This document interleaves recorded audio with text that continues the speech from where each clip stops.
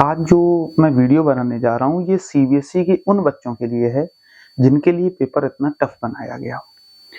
मैंने देखा कि जैसे हमारे पास सीबीएसई में दो तरह से पेपर को डिवाइड किया गया, स्टैंडर्ड और बेसिक। सीबीएसई ने ये भी गाइडलाइन दी कि जो बेसिक वाले हैं उनको आगे चल के मैथ से लेना देना नहीं है, बच्चों ने वही चॉइस के अकॉर्डिंग बेसिक लिया। जिनको आगे कुछ मैथ में बेटर करना था या मैथ को लेकर कुछ आगे करना था उन लोगों को स्टैंडर्ड। ये गाइडलाइन सीबीएसई द्वारा दी गई।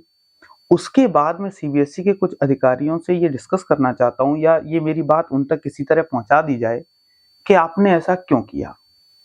सीबीएसई में आपने कहा कि जो बेसिक का पेपर है वो बहुत ज्यादा आसान होगा और उसके अकॉर्डिंग आपने अपनी वेबसाइट पे अनसॉल्व पेपर भी रिलीज किया, सैंपल पेपर आपने दिया।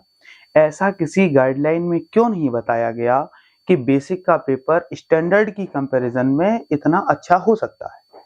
आज वो समय है कि बहुत से बच्चे निराश हैं कि इस तरह की हमने बेसिक होते हुए तैयारी की नहीं थी जिस हिसाब से पेपर बना।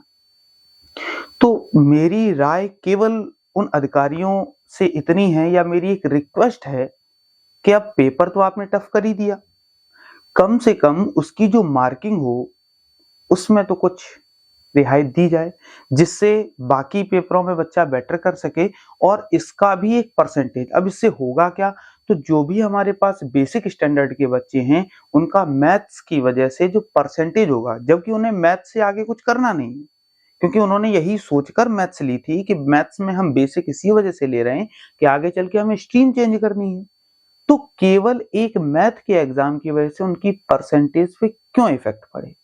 तो मेरा सिर्फ और सिर्फ इतना ही आपसे आग्रह है कि जो भी चेकिंग में जो भी रियायत हो सके बच्चों को अच्छे से अच्छे मार्क्स दिए जाएं जिससे वो एक बेटर रिजल्ट ले आए। अब आपने पेपर तो टफ बना दिया, पेपर टफ बनाना बड़ी बात नहीं है, आप बच्चे को बताना चाहते हैं कि लाइफ जो है वो अनप्रेडिक्टेबल है।